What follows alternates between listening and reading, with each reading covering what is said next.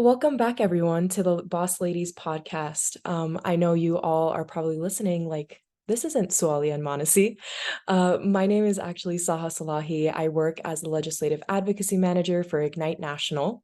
Ignite is a national movement of young women identifying people ready and eager to become the next generation of civic and political leaders.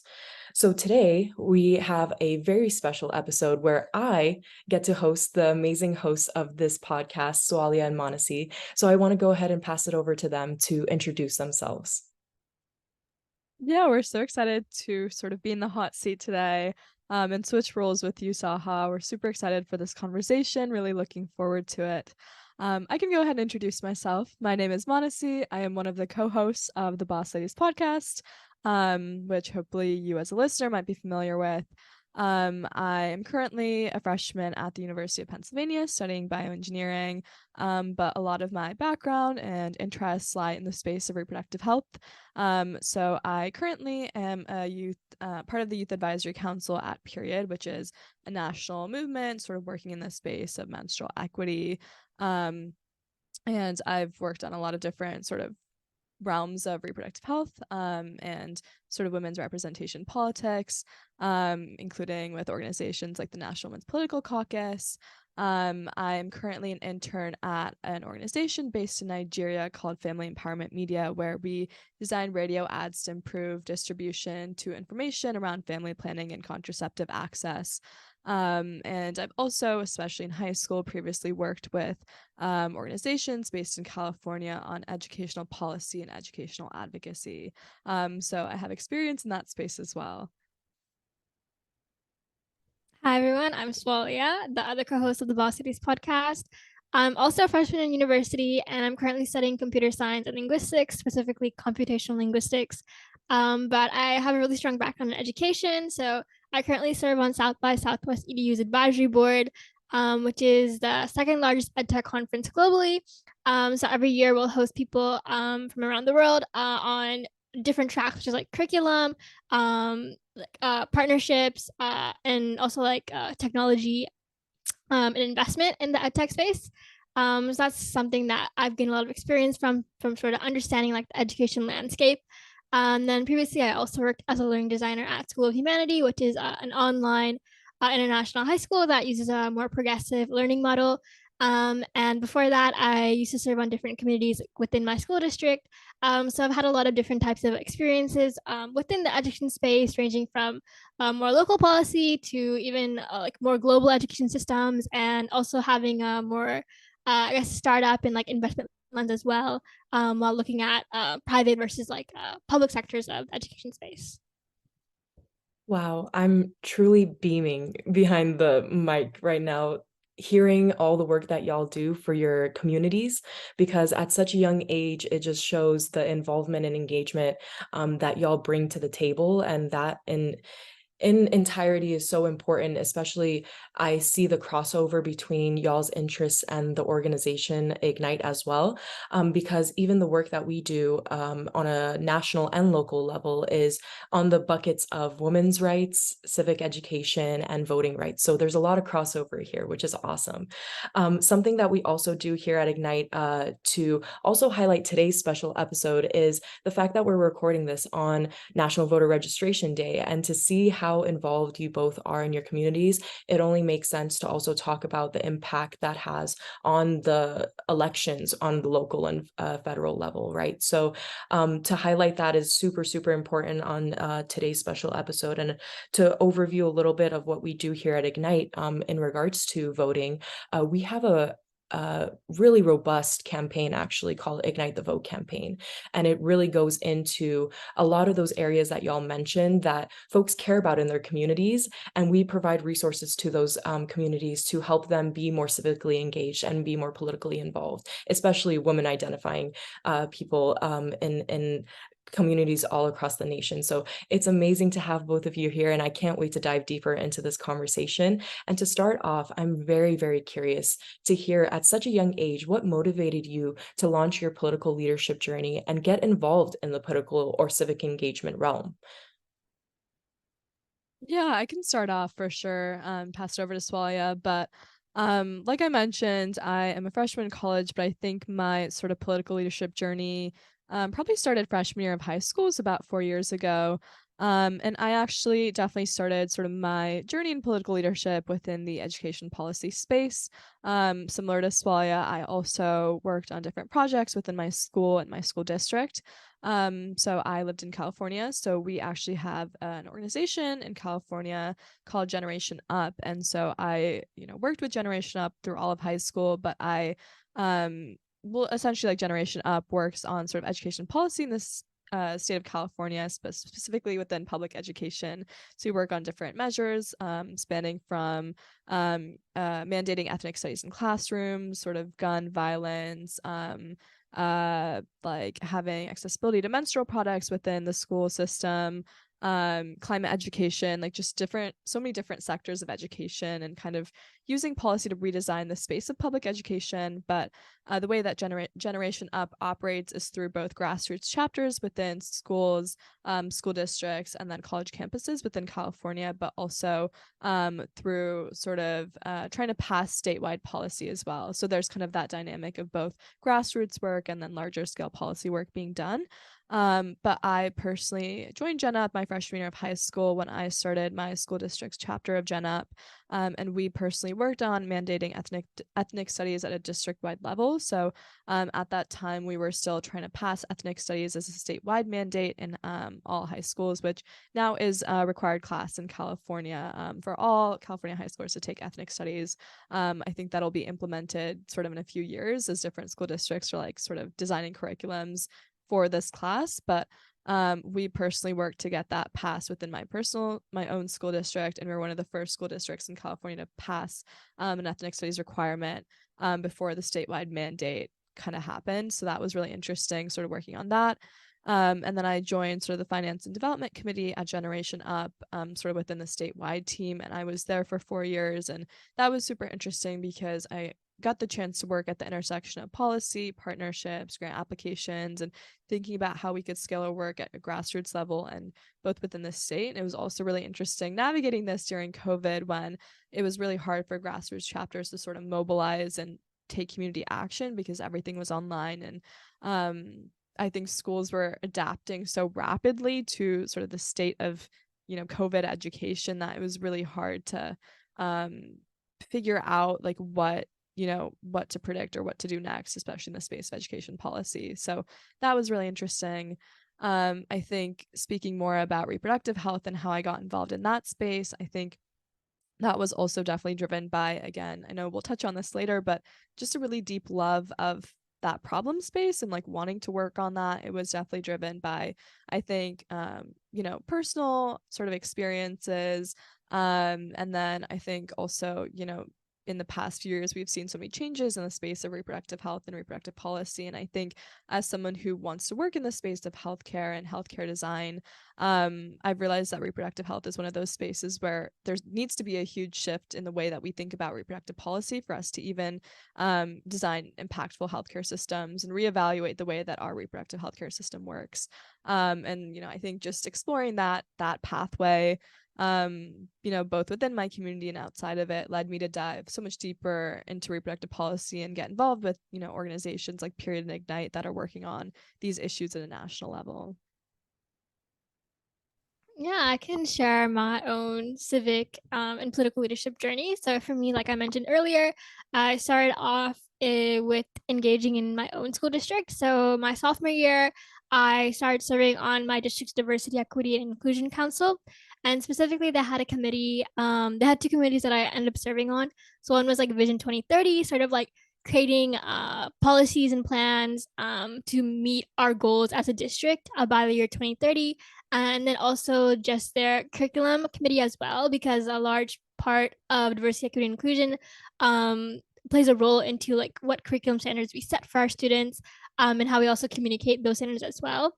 So that was a really interesting experience because there was a lot of sort of ways that I didn't understand diversity, equity, and inclusion before, and like seeing it be specifically applied to the school system was really interesting. I think one thing I definitely learned that I mentioned a lot is that specifically for school system, like diversity, equity, and inclusion is not just about like racial, gender, like socioeconomic like disparities. It's also about your like needs as like a student as well. So whether you're like exceptionally like labeled as like gifted and talented, or like maybe you need like more academically challenging material, or maybe you need like additional support, those are all considered like diversity, equity, and inclusion needs as well.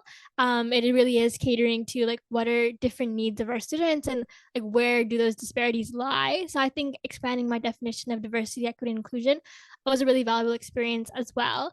Then also just seeing like the range of perspectives there are for when we communicate specific standards is really interesting. So even like going back to like things that are very fundamental, like seem obvious, like saying that all students will meet algebra 1 or like mathematical standards by their sophomore year. Like there's ways that that can vary as well, depending on whether students want to go into calculus, or they want to go into business math, whatever career they want to go on to. I think that was interesting as well. Sort of revisiting things that again might seem obvious, but actually can have a lot of different interpretations, and can have ways that aren't as inclusive as they might initially appear. And then the second council I ended up serving on in my district was a safety and security council my junior year. That was because of like an unfortunate incident in my community. There was like a act of like gun violence at like my high school. So that was a very like upsetting experience for my community. But I think it was really beautiful to see sort of like the like amount of compassion and like amount of care people had for like wanting to serve their students, like wanting to do better and wanting to sort of prevent something like that from happening again.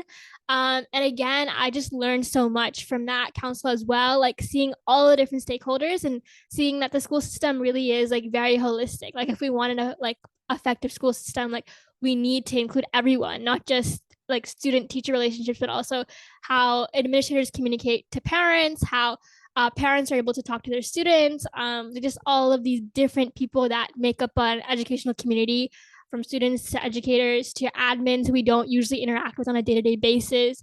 I think that was really interesting to see. And I wish that we had more conversations around like bringing together educational communities outside of just student-teacher relationships or parent-teacher relationships, because there are a lot of people behind the scenes that sort of like work together to make sure everything is running on a day-to-day basis and within the public school system.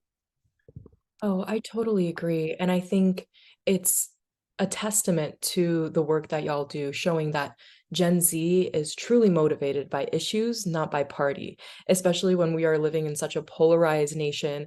I think at times those issues that y'all mentioned, it seems like everything becomes about politics.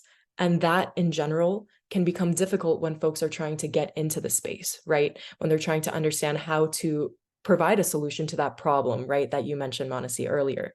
So it's very, very refreshing to hear how involved you all are and to see the impact that it's bringing to your communities as well. And I think something that I was really sitting on as y'all were talking was the amount of dedication it also takes to be in those spaces. It's not sort of how can you say, like, it doesn't come very, the satisfaction doesn't come very often, if that makes sense. It's a very uphill battle and you have to be okay with the small wins, right? So I'm very curious to hear where it all started. Like when you started becoming passionate about these important issues, why did that happen? And where did Ignite come into that part of your journey as well? Yeah, I can definitely sort of talk about my personal experience, and I would love to sort of talk about, our me and Swalia's experiences with Ignite. I know that that has been super extensive and a really, really rewarding aspect of like our both of our political and civic engagement journeys as well. I think that I sort of mentioned this a little bit earlier, and how I think I sort of, I guess, like, quote unquote launched my own political leadership journey. But I think that I can definitely speak more to the space of reproductive health, because that's mostly what I'm involved in now and probably moving forwards. But I think, again, like, a lot of that was driven by personal experiences, community experiences, and people that opened up to me. I think that I also spent a lot of high school with a pretty scientific background. And so to kind of come to this space at the nexus of like, oh, it's just such an interesting sort of from a biological standpoint, it's really interesting to think about reproductive health, but also from a policy standpoint, it's crazy that all of these things are happening. So it's sort of that nexus of like biology and policy that was super interesting to me.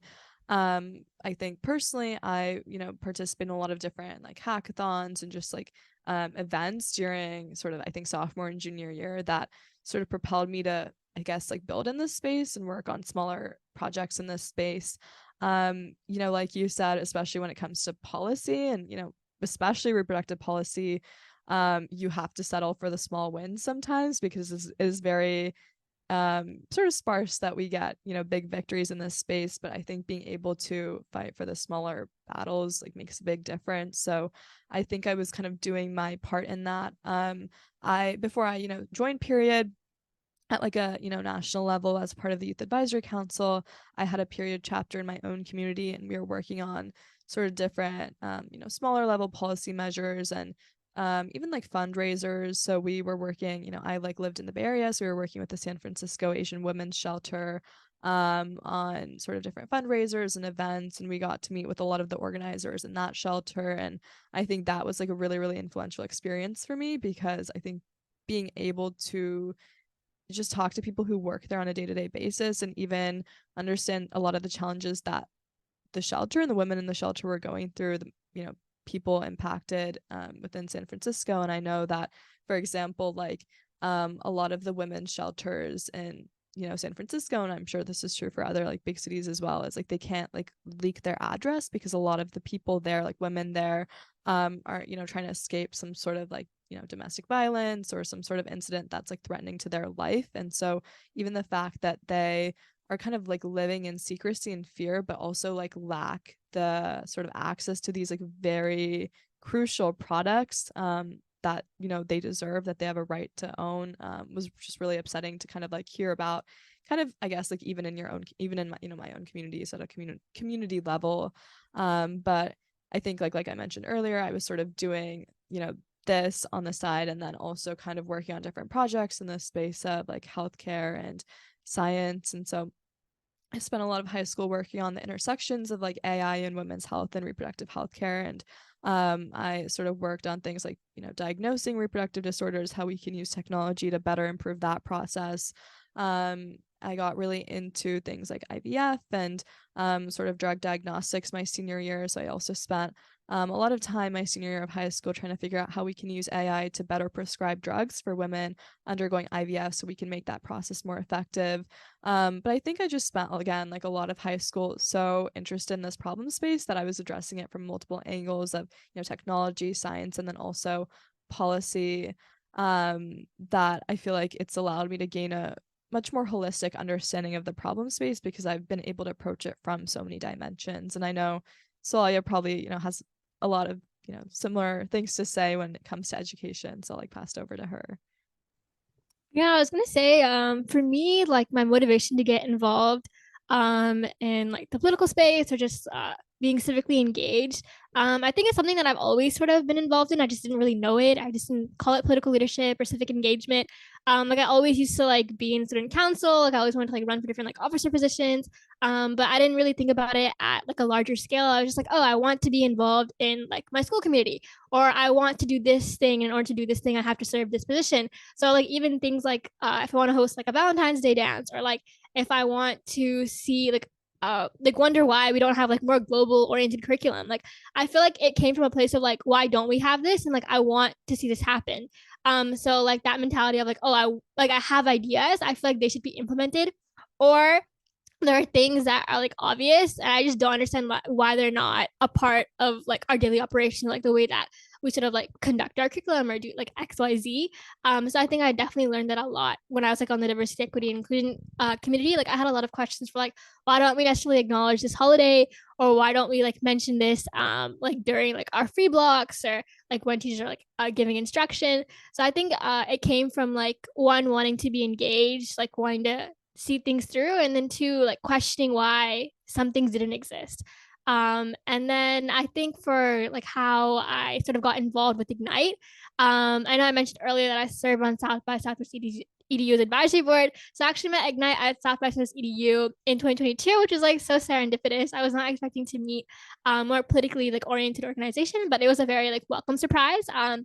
I really, really enjoyed my experience with Ignite because after I met Ignite at EDU, I actually got a chance to like host at the Dallas conference that like following April, and it was such a cool experience to like sort of bring together girls from like my high school, and like for us to all like go on a bus, like go to a conference in Dallas and like speak to all of these like leaders that are like more local to us. So I think that has also been very rewarding. I think that sort of like desire to see like sort of bring back opportunity to your own community, or sort of again be able to impact people like locally. I think that has been like a really rewarding experience as a part of like my Ignite journey, because I definitely wasn't thinking about like when I was going to EU that this would eventually like allow me to sort of like directly like offer an opportunity to like girls in like my own community. And I remember like after we like went to that conference, like a lot of the girls were like, oh, we should start like an Ignite club, or like this is such a like cool thing. And even like years later they asked me like, do you know if Ignite is hosting anything in like Dallas, like before I go to college? Like I would love to like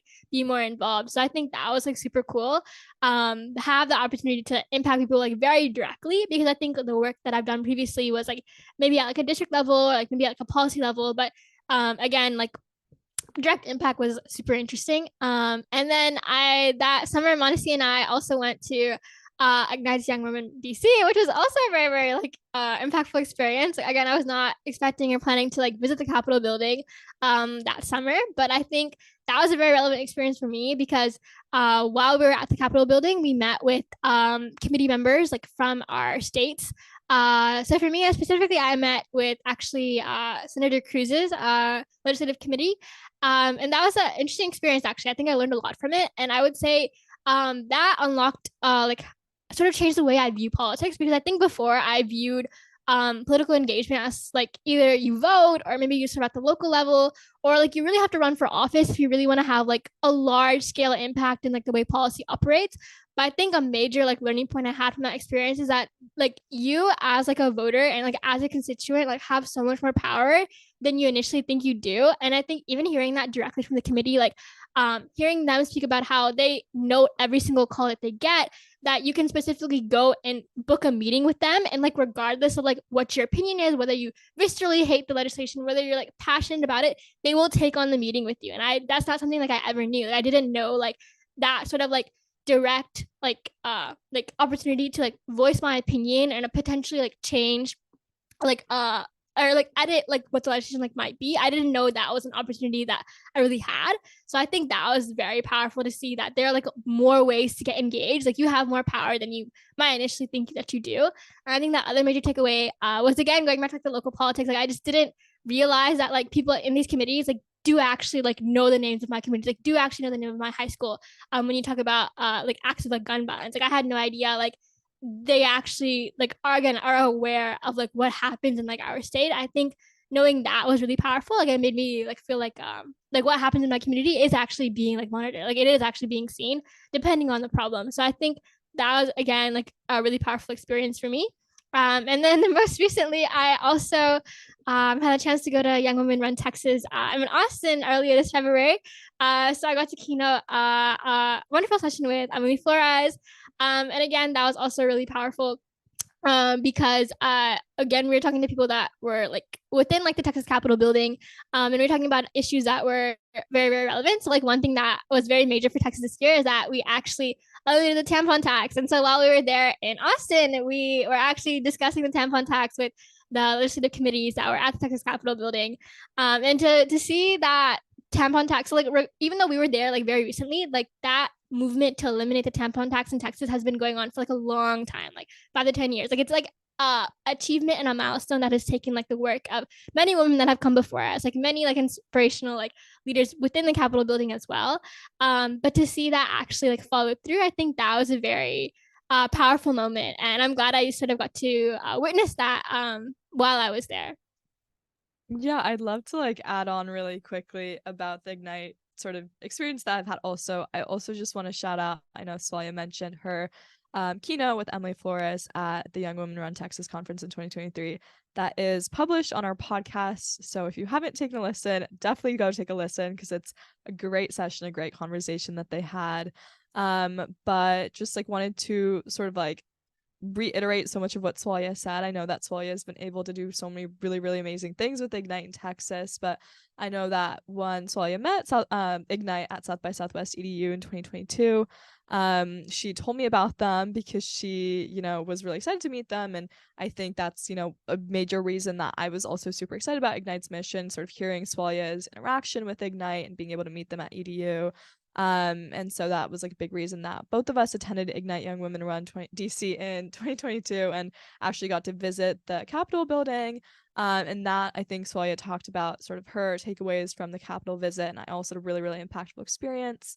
You know, like I mentioned earlier, I'm from California, so I actually got to meet with the staffer who works for Nancy Pelosi and see Nancy Pelosi's office, which was so cool, like genuinely so crazy, like such a like definitely life altering moment. But that was really interesting, and being able to kind of talk to her staffer. And again, I think I had many of the same realizations Swalia had of like, it is crazy how me as a high schooler is able to sit here and voice my opinions on reproductive policy with someone who works for like a US senator, like the Speaker of the House. Like that is just absolutely insane. So I think that like just being able to have that experience like really was like momentous, because I think like that was sort of a period of time where I was really, really interested in reproductive health. Like hadn't, you know, was trying to figure out like where I could, you know, make an impact in reproductive policy, like where that sort of fit into like my, I guess, bigger story, and sort of being able to have that experience of going there. I know that, you know, at that conference, like Period was there. That's actually how I got connected to Period and the, you know, Period team. And then she applied to be a part of their youth advisory council, which I'm now a part of. So that experience was also really impactful, because I don't know if I, you know, would have applied to the youth advisory council or would have sort of, you know, found that to be a relevant opportunity for me if I hadn't gone to that conference. So even thinking about the opportunities that conference gave me outside of you know, Ignite as an organization itself, but just in the greater space of this policy issue I care really deeply about, was like, you know, super, just like something I'm like super grateful for. So I had the best time there. And it was just like a really, really meaningful experience. And then I think just adding on to some of the, you know, involvement that me and Sualeha felt also had with Ignite, I think has also been through, I guess, like digital advocacy and sort of recording episodes with different members of the Ignite team. We've recorded episodes with Jocelyn Yao, who is the Legislative Advocacy Director at Ignite, and Sarah Guillermo, who is the CEO of Ignite. And both of those conversations have been so amazing. And we will link those episodes in the description box below too, because those were great conversations. But I think that having those conversations with people who are very involved in the Ignite community and just on, you know, national policy in general, just, you know, definitely are female political leaders that I look up to, both of them. And I think that those experiences have also brought us closer to the Ignite community as well. So those have been like really, really awesome opportunities as well.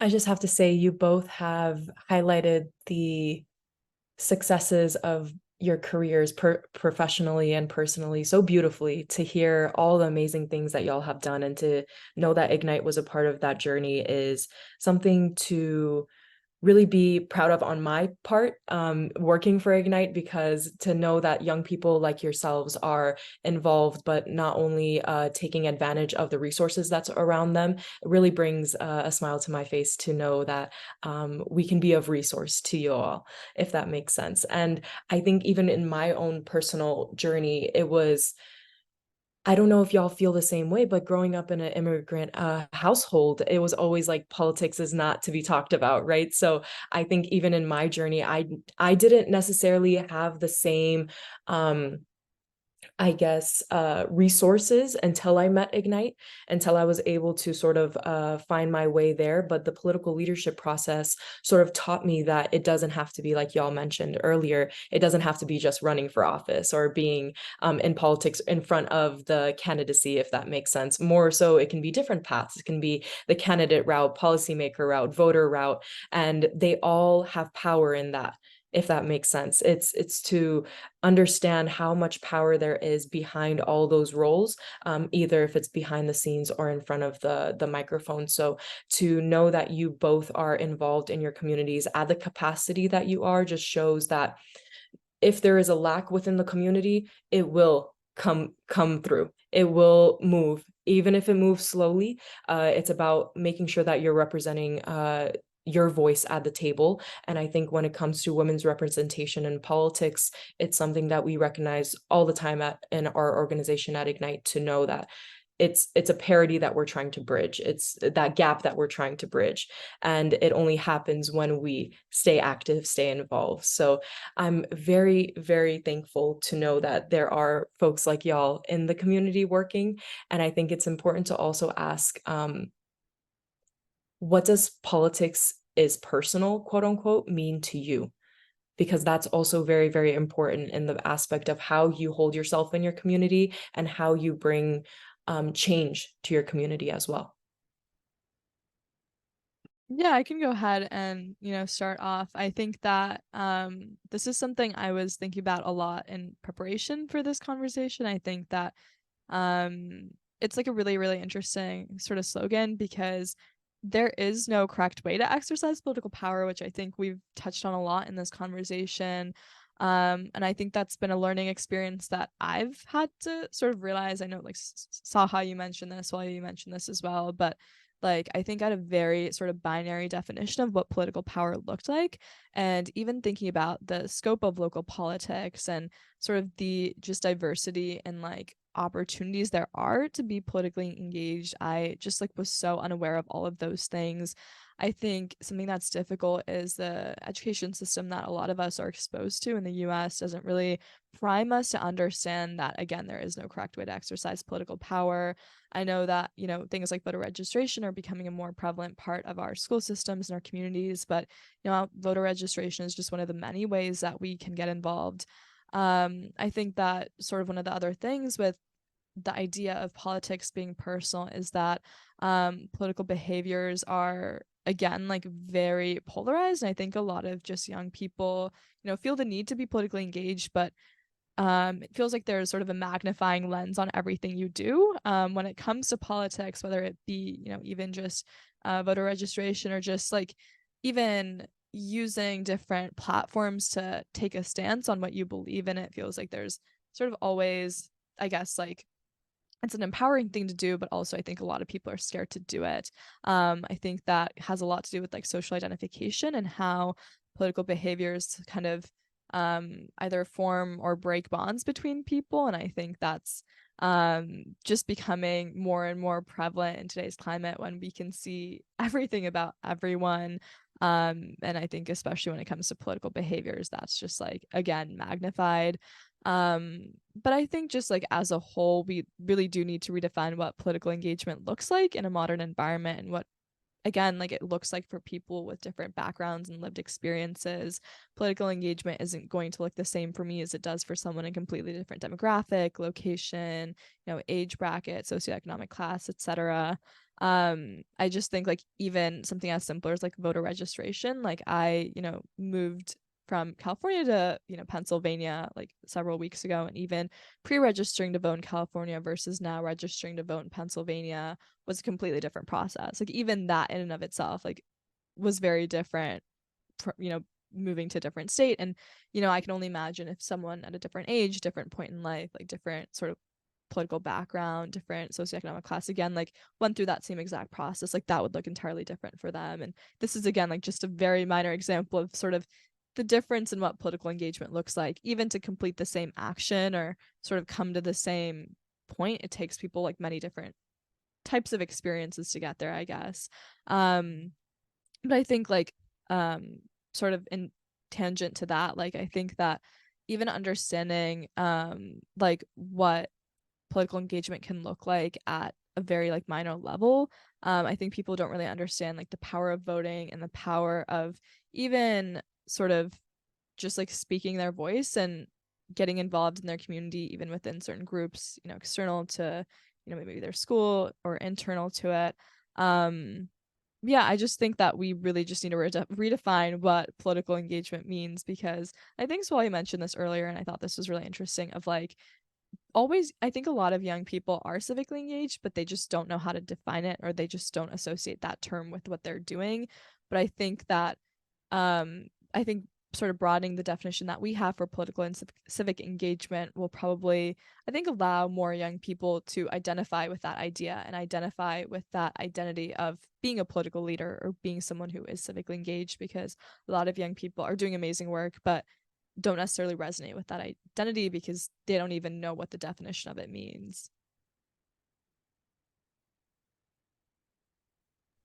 Yeah, and when asking about like what politics is personal means, I was specifically thinking about what that means in relation to like female representation in politics.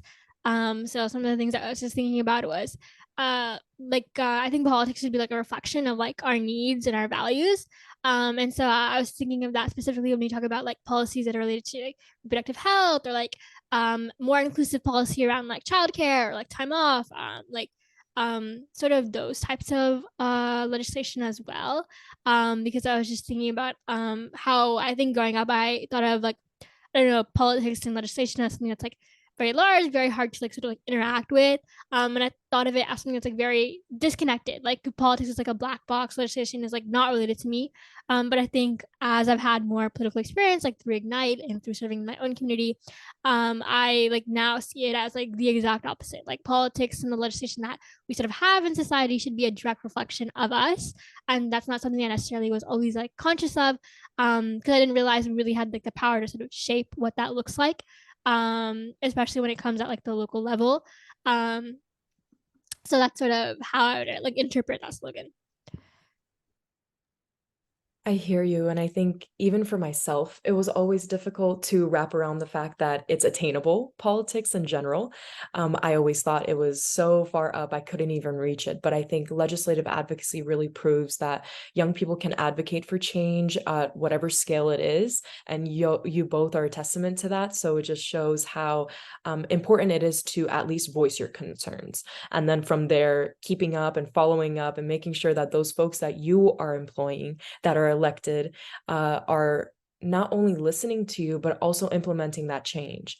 And if they aren't, take note of that, right? Make sure take note of that to know that next time the election comes around, oh, this person is not going to be employed anymore, if that makes sense. So making sure that you have that ability and that power harnessed within you to know that you have that chance to make change in your community. And I think coming back to the idea of how politics is personal, how can young people also advocate for change in different ways, given that there's no blueprint, like you both mentioned, to get involved or a specific path to political leadership?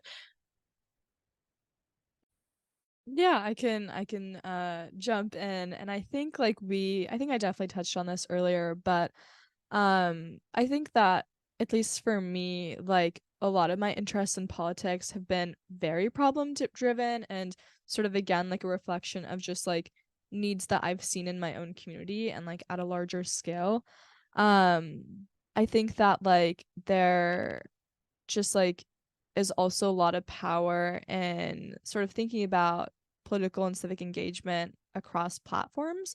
I know that, you know, a lot of what I sort of started off doing was within my own school and my own community, but I think that this podcast has also almost been a form of digital advocacy for both me and Swalia, just a lot of the issues that we've been able to raise awareness for, and even sort of just like areas of society that we've been able to explore. I think, we started off this podcast very focused on the realm of like technology, but I think from that we've been able to have a lot of interesting conversations about things like the intersection of technology and policy. And I think as we both develop deeper interests and deeper experiences in the scope of, education, reproductive health, and all of those things, like we've had more conversations related to those problem spaces, both with, again, for example, taking reproductive health as an example, we've been able to talk to, leading researchers working in the space of reproductive aging, reproductive healthcare, reproductive science, people starting companies that are redesigning, for example, the design of a tampon, again, to conversations like these where we're talking about reproductive policy. So I think being able to use this platform specifically as a way to explore issue areas that we care about from so many different lenses has made this, I think, a very impactful form of digital advocacy, because we're collecting information from stakeholders that maybe normally platforms or other people wouldn't, I guess, fuse together. So I think like being able to gather these perspectives, while it initially didn't seem like it, I think has been also a way that me and Swalia have sort of raised awareness for just things that we care very deeply about and topics that we are interested to like dive deeper into, and want to sort of democratize the access to the information that young people, like ourselves might have. Because I think that it's very difficult sometimes for young people, to have exposure to conversations like these. So I think even making information accessible in the form of podcasting and conversations has been, I guess, my take on digital advocacy and how I can, spread my voice online. But yeah, I don't know. So if you want to add on. I think the point on sort of focusing on engagement in a way that's very problem driven, I think that like felt really relevant as well. I think I definitely had that similar experience of coming from a place of like what are issues that like I care about, and like Saha was sort of like mentioning that earlier. I think something else I was also thinking about was how I think before like maybe I thought in order to get engaged I sort of had to be in like a primary position, or I had to be like in like the highest leadership position in order to have any real impact or power. But I don't think that's necessarily true. I think having a more like expansive view of like your engagement and like the roles that you play can also be really helpful, because even if it's not necessarily like you're like the lead of a specific like political organization, or like if you didn't like found something, like regardless, I think that it's important to note that like whatever way you're able to impact like does matter. I don't think it has to be some immense amount of like impact or like work. I think it goes back to the idea of like political engagement is like not binary, but I think really like re-emphasizing that like however you're able to get engaged and get involved is still meaningful. um that's I, yeah, how I would think about it. I think just to like add on to that, I think that's a really important point, because I think that like the just sort of roles that you can play and like even local engagement look so different. I think that like I mentioned this a little bit earlier, but when I was first working with like my own community, working like at Generation Up, and I was working again like very largely on finance and development. So I wasn't even the one who was writing our policy or pitching our policy proposals, but a lot of my work was still super relevant to the organization, because we were thinking about scaling chapters. We were thinking about how we could serve chapters' financial needs, and if chapters were able to self-sustain themselves, they would have better success with being able to pass policy, because they would have more incentive to kind of think long term, because they had the finances to sort of support different endeavors or measures they would maybe need in order to pass said policy. So I think even thinking about just like the importance of the different like roles, and even a local group or a local political organization is super important, because you don't have to be the one that's necessarily writing or co-authoring or pitching this policy. You could just be the one thinking about sort of the maybe more long-term objectives, like finance development. I know there's just like partnerships as well is super important when it comes to policy and passing policy.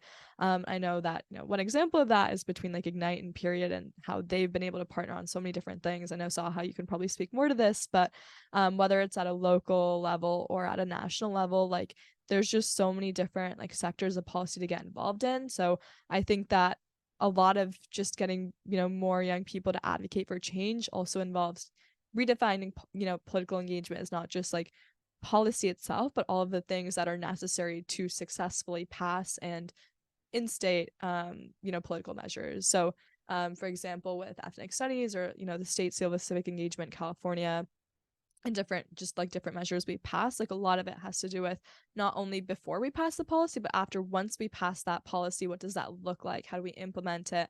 I know Swali was talking about that a little bit with her experiences, like within her school district. And I think, again, there's just so many parts of the pipeline to get involved in. it's not like a binary or a singular thing. There's always like a niche that you can find and fit into depending on like your interests and your needs. Oh, that's so important to hone in on that.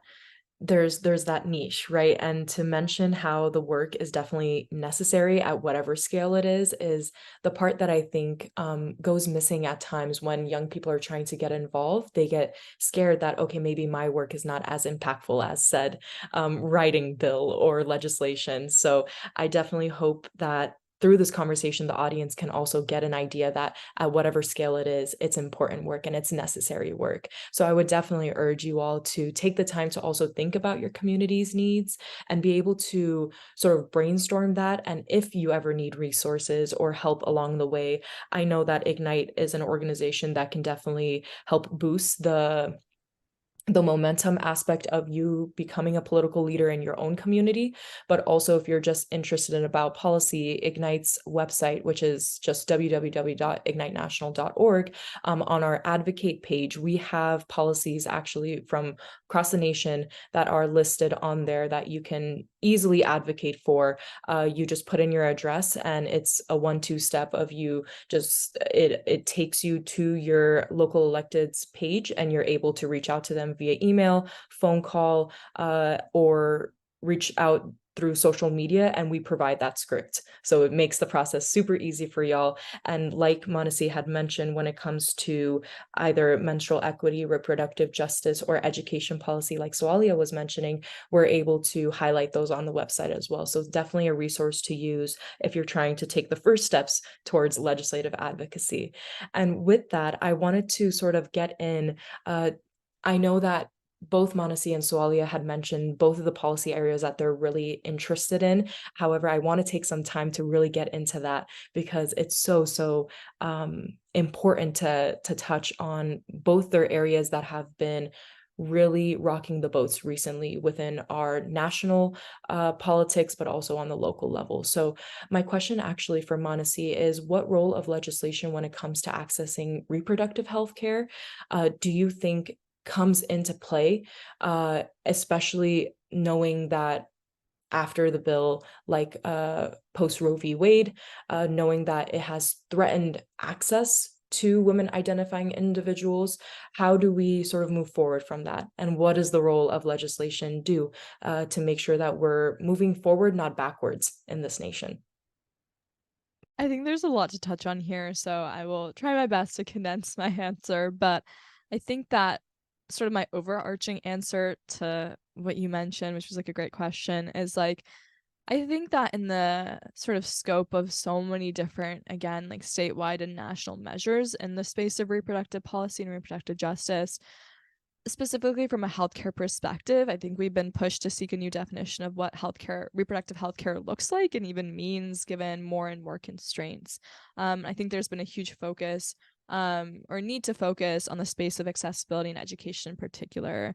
I think another sort of interesting idea that I maybe mentioned earlier is that the space of innovation and companies and organizations and stakeholders looking to redefine what reproductive healthcare looks like, again, are also limited by a lot of these policies. So it's hard because we're kind of in the standstill of we're deteriorating, but there's no way to lift ourselves back up, or our ways to lift ourselves back up are very constrained. So it's kind of this like dynamic of we need to block a lot of the sort of I think policies that are happening, but at the same time we need to push for new policies, and it's this dynamic of like old and new, and like where in the pipeline do we focus on, like what do we prioritize, because so much is happening all the time.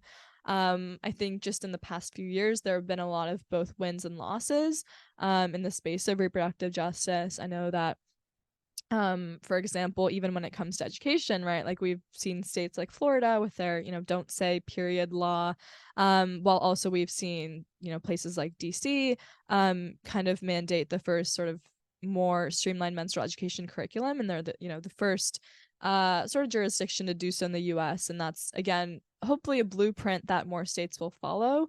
But it's interesting because we are seeing states kind of pioneer very novel sort of types of legislation around menstruation and reproductive justice that again will serve as blueprints for other states, but it's kind of interesting to see, I guess, in the next few years, like which sort of measures are going to, stick around and which will kind of fade away, right? So for example, maybe more restriction around what can be spoken about in schools in comparison to more comprehensive curriculum around what we should be talking about in schools. Like those are, again, like very opposites of each other, and it'll be really interesting to see like how different states kind of, I guess, pick and choose which parts they want to engage in. I think that's been really interesting to see also from the space of working at Period and being able to get involved with some more of like the legislation at Period. I know that Period specifically, we've been working a lot in accessibility. So I know Swali mentioned this earlier, even repealing the tampon tax, and that one in Texas was super monumental. And I know a few years ago in California, we also passed AB 367, which requires sort of access to menstrual products in the school, public education system. And there's been similar bills in other states. So it's been really exciting to see kind of, I think, the repealing the taxation on menstrual products and then accessibility to products in the school system be two main areas of focus within the sphere of accessibility. But I think a new sort of big issue and debate that we've been having around abortion and how we're going to tackle that as a country. I think that also has had its fair share of wins and losses. I know that a lot of them, especially recently, have been more losses than wins. I know we've seen setbacks with bills like SB 8 in Texas that take restriction monitoring to an entirely different level that we've never seen before. But again, bills like that kind of open up this conversation of data privacy and the intersection of data privacy and healthcare, and again, how even this space of reproductive justice, which we think about as a very intersection of like biology and policy, is now becoming this conversation around technology and data and biology and policy.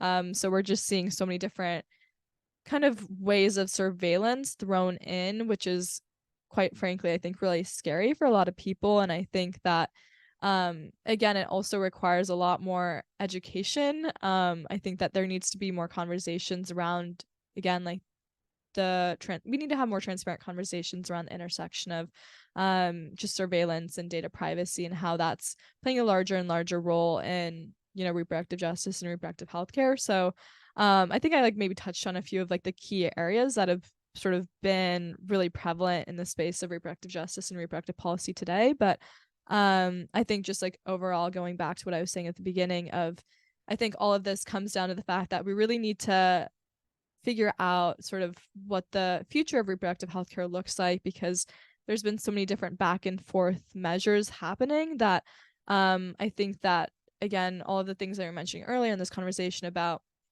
sort of partnerships and getting involved in different parts of the pipeline, like grassroots advocacy, national advocacy, statewide advocacy, like all of these sort of different intersections of advocacy are becoming so much more necessary and prevalent as we think about critical issues like reproductive justice that we really need to be solving at a faster timeline and at a faster pace. And I think to do that, it just requires more people working in all of these different spaces or all of these different like levels of policy making and civic engagement.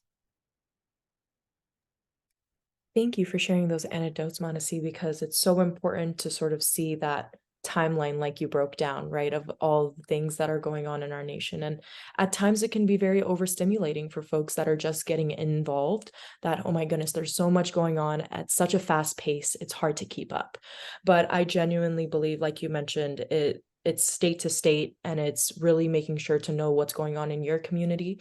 And it really brings it back to the local level to make sure that you don't feel so overstimulated by the news that constantly circulates us. So definitely important to add on to that. And especially like you mentioned, the education piece of everything is super important, starting at the level of education and then taking that up. So I really want to also pick Sualeha's brain a little bit about how does education-based policy impact the education system at the local level, but also thinking about what role does education policy have in developing an education system that serves the needs of students as well. Yeah, I definitely had this experience a lot while I was serving on different councils within my school district. Then I also spent some time like volunteering at my district's curriculum instruction and accountability department. And so that sort of gave me like a really strong overview of like how all of these different like sort of committees and like departments at the school district level sort of like work together. And I know one thing I learned at the curriculum department was about the ways that school admins and sort of have to adjust to statewide legislation. So one thing that's really important to note, just for anyone who's not in the like public system space, is that school districts are like funded by their governments, of course, but also large piece of taxes that were funded by attendance and like the amount of time people spend in instruction. And so whenever there's like an emergency or like a day we have to take off, whether it's like the weather, whether it's due to like logistical issues, we lose funding from like the government. So I think even sort of hearing about those types of things about like how finance sort of works and how economic incentives are sort of aligned in order to fund school districts was something that I didn't know really anything about beforehand. But I think I learned how pivotal and vital it is, because there's a limited amount of funding that we do receive from the government when it comes to grants, when it comes to just like operating as an entity. So attendance is just like one way that we get like a baseline level of funding. And then something else that I think is also important to note is like whenever like legislation is passed, like it is like, for example, I think one legislation that we sort of like spoke about was there was like a law in Texas where you had to mandate like full day pre-K, and our school district was not necessarily prepared for that because we did not have like additional funding to sort of align with that legislation as well.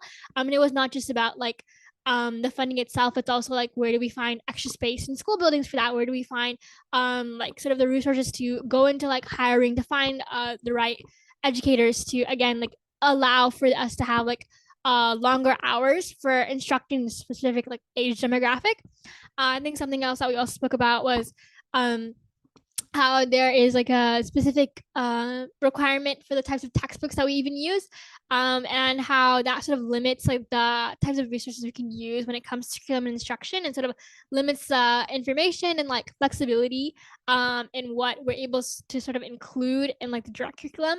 But I think like one thing that's important to note when it comes to like the local education system is that we are still generally a state that does allow for like a lot of decisions to be made at the local level. So even though that there are a lot of legislation that like do impact us like as a district, there's lots of things that we're able to do as a district to be able to sort of still allow and sort of like have our own way of like teaching curriculum as well. So I know like one thing that's notable about my district is that we also have a lot of schools of choice, and those are still publicly funded by our state. But it was our decision as a district to sort of open up those opportunities like for our students. So we have like a career tech academy that allows us like to get additional like certifications. We have like an early college high school that I graduated from, and we even have like fine arts academies, like STEM academies. And the pivotal thing about these like sort of like fine arts and STEM academies is that the way that they sort of teach is like different to like a regular like, public school, because like they have a larger emphasis on like project-based learning, a larger emphasis on like doing like internships at like the career tech academy, things like that. So although there is a standard curriculum, I think it's been really interesting to see how my district has taken advantage of the power that of local decision making, and how we've used that to our advantage to be able to sort of still instill like more progressive like learning models, sort of still instill like a higher quality of education in terms of like addressing again like sustainable development goals at like the middle school level, and like prompting students to like again develop projects like around the SDGs, prompting students to still like take advantage of like technology. And I still think there's a lot of like work to be done as like there's a lot of developments being made very quickly in the world. It's very hard to adapt at the pace that the world is changing. But I think allowing school districts to have local decision making power is a really pivotal role, because I know that like I've heard a lot from like admins, like there's a lot that they want to do, but they don't necessarily always have like the funding, the decision making. Like there's a lot of like institutional barriers to sort of making that change. So I think I have a lot of empathy for school admins after like speaking to them, how there is a lot of changes that they would make, but there's still a lot of work we have to do in terms of changing institutional barriers to allowing them to implement those changes, allowing them to implement their ideas, allowing them to implement what is like most relevant and most needed for our students. That's amazing. And what I'm taking from hearing both of your answers in your respective policy areas is that the work must continue. At the end of the day, you know, we are in a nation that is constantly evolving, as the world is, right? But we need to constantly implement that change in order to make sure that we're moving forward and not backwards, like I mentioned earlier. So it's amazing to hear the amount of work that is being done at that community level, but the amount of empathy you both have for both of these topics as well, knowing that they are very, very directly involved in your day-to-day as well. So it just shows how much change is needed within that process of education and reproductive justice.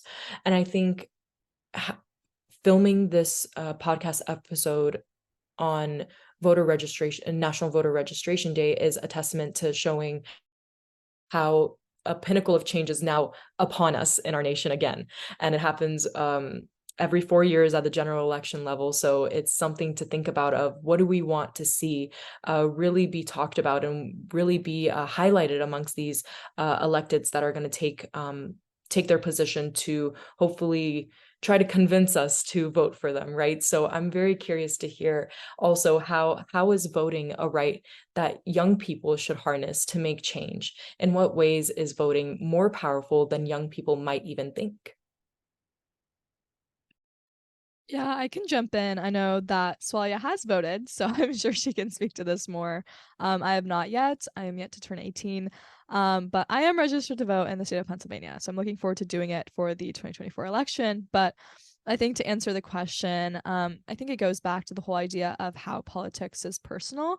I think that like voting is one of the ways in which politics is the most personal, because voting is a very, very personal decision. But I think that voting also comes down to, you know, I guess like my perception of voting is not just really going there and casting your ballot or mailing in your ballot, but more than that, sort of the process that you undergo to do so, even registering to vote, the different stakeholders who you might interact with in your process of registering to vote. I know that, for example, if you're in a university campus, there's a lot of different groups and people that might, you know, help you with the voter registration process that just have interesting lenses on how, you know, their journey to voter registration, their involvement in the process, and, you know, they are usually pretty well informed about the different sort of forms of political engagement that are happening within that campus and outside of it. And, you know, they can be a critical resource for you. I think, you know, for example, if you're in high school, it might be something that you're doing with the help of a parent. I think having that conversation might be interesting, the help of, you know, maybe some respected mentor, or even I know that it's something that a lot of people do in like their English classes or like within a classroom, and even going through that process within a school setting can be really empowering and really impactful. Again, like building off of that, the maybe sort of ways that you might, or resources that you might interact with in order to educate yourself on the different sort of, you know, voting options you have, you know, who or what you might want to vote for, can be really interesting and really empowering as well. Whether that be, you know, digitally, sort of the websites or sources that you're looking to, the news sources you're looking to, or maybe even in person, the types of conversations that you're having, or the types of people that you're seeking out to gain perspectives from in the process of figuring out, you know, how or who or what you might want to vote for, again, can be very empowering and very personal to different people. So I think just that process of voting is personal, not even just the action itself. But yeah, I don't know if Solia, like, you want to add on. Yeah, I voted last year for 2022 midterms, which was momentous occasion for me because I think I always like looked up to being able to vote. I was like, wow, that's so cool. I can be an active member of society, do something that's like meaningful. I think there are a lot of ways to do meaningful work, but I think voting was a particularly interesting like milestone for me. And I was like going back to my experience like voting in the midterms last year. I remember like looking at the ballot and like I only recognized like the first three names, like governor, senator, um, and then I think somebody else in Congress as well, like House representatives.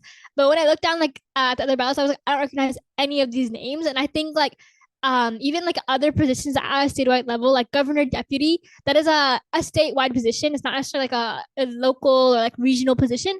But I think understanding how there are like so many different positions that I can potentially have like an impact on, and like I think really educating myself on that, I think that was something that I really took away from voting last year. So I sought out like a lot of different resources. We can also link them in like the description as well. I was sort of like learning more about of like who's on the ballot. I think there's specifically websites that will like sort of teach you like how to sort of read a ballot, and also we'll give you information on everybody that is on your voter ballot for specifically like where you're living and like what county you're voting in. And I think being able to sort of inform myself about like all of the different like candidates, I think that was a really interesting experience to me, because like growing up, like I only like heard like, oh, like again, when you turn 18 you'll be able to vote, but I didn't really have any like education on what that decision making process actually looks like. It's just like when you vote, you vote. It's just something that you do, but nobody really walked me through how to make that decision, how to sort of inform myself and what the process looked like. I like voter registration. I think that would have been like good to have like more education on as well.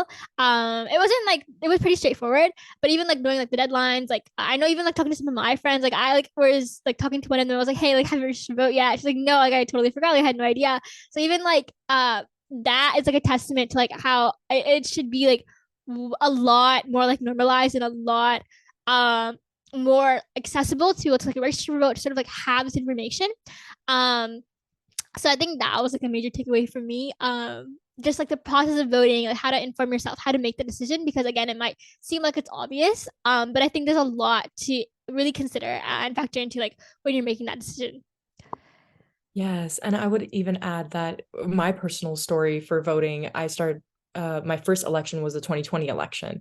So definitely a surreal moment for me as well. I was waiting for it and took my whole family to vote as well. It was a really great bonding moment for all of us. And I think it really reminded me of the importance of it, because we've in this nation been so suppressed through voting so many times. To this day we continue to be suppressed, like you mentioned, Swalia, how important it should be to promote accessibility to this information about voting and registration dates and all the parts of mail-in ballots to the process of going to the polls and actually casting your vote in person. And I think altogether it just shows that voting is habit building. So getting out first to cast your vote, it will be a part of you until the end, hopefully. And showing out for your community is the best part of showing advocacy and promoting change.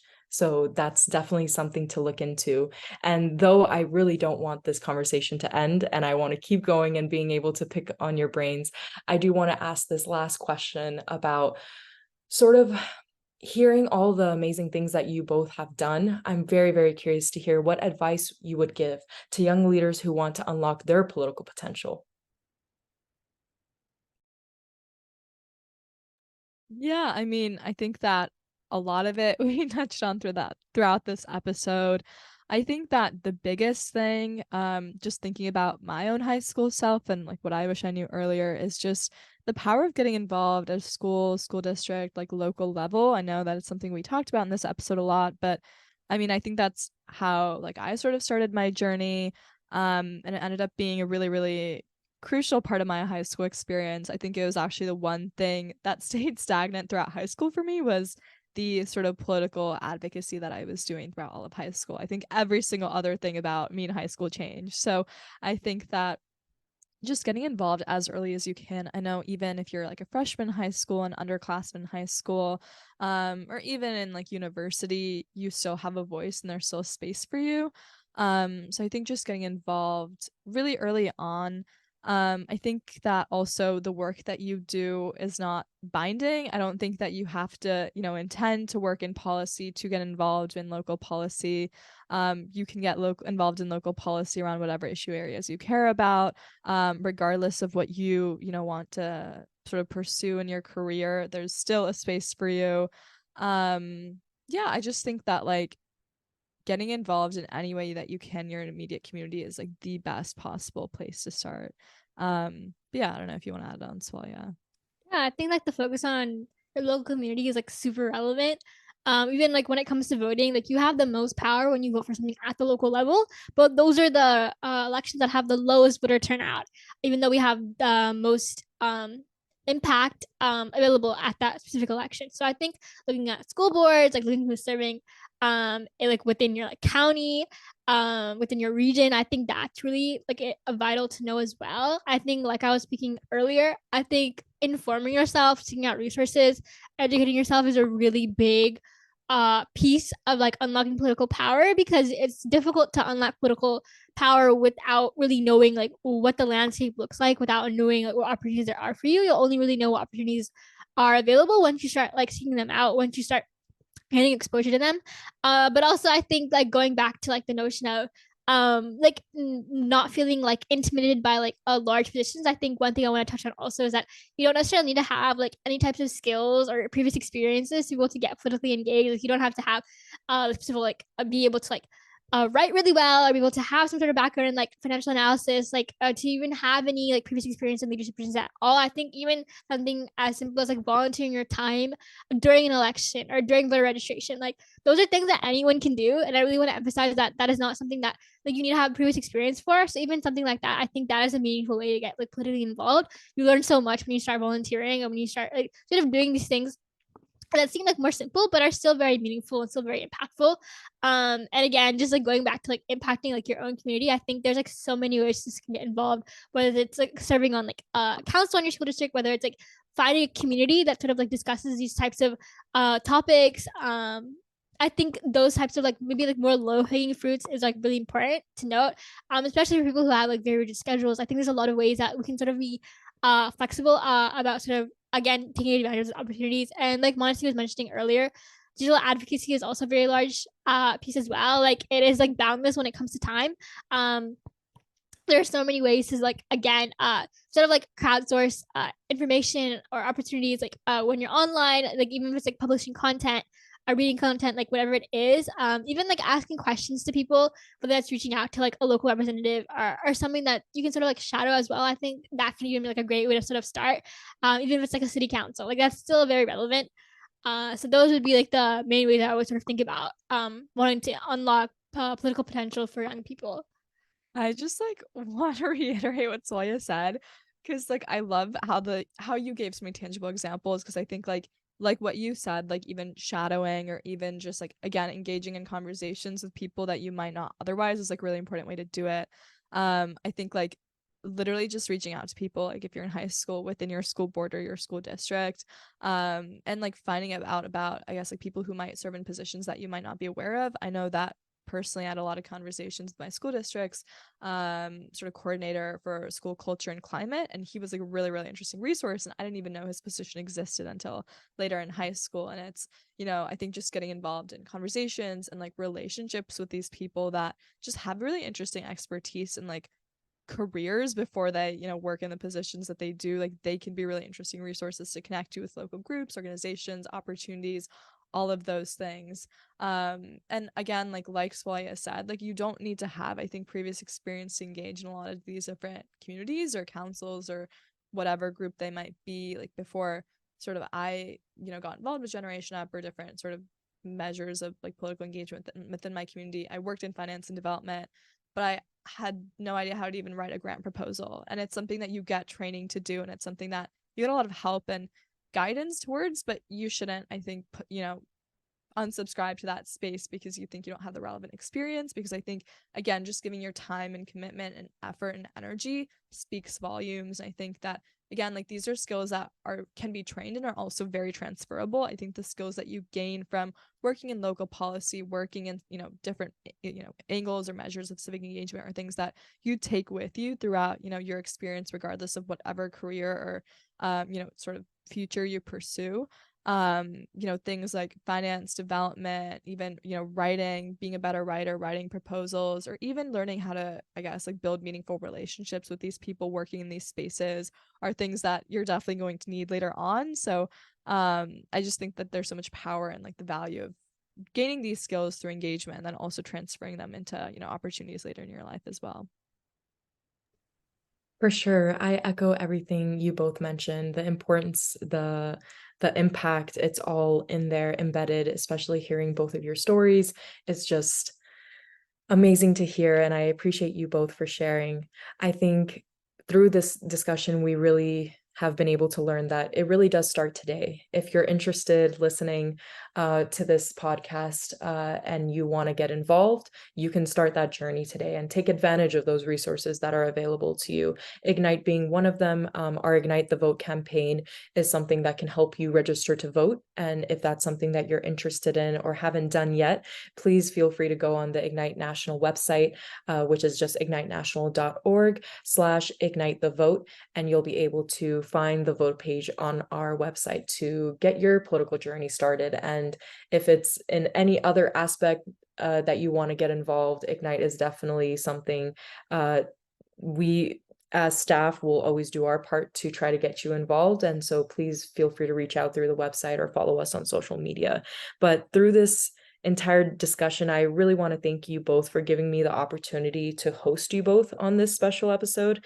It was truly a pleasure diving into your impactful stories today, and I can't wait to follow your stories and be able to witness the greatness that continues to come from both of your involvement in your communities, but also being able to see your success on the higher scales as well. So thank you so much. Thank you so much, Saha, for such a great discussion. I had a great time. Thank you so much. Me too. You did an amazing job moderating. Thank you so much, Saha. I really enjoyed this conversation. I'm so excited to sort of hear the feedback and learnings from this episode.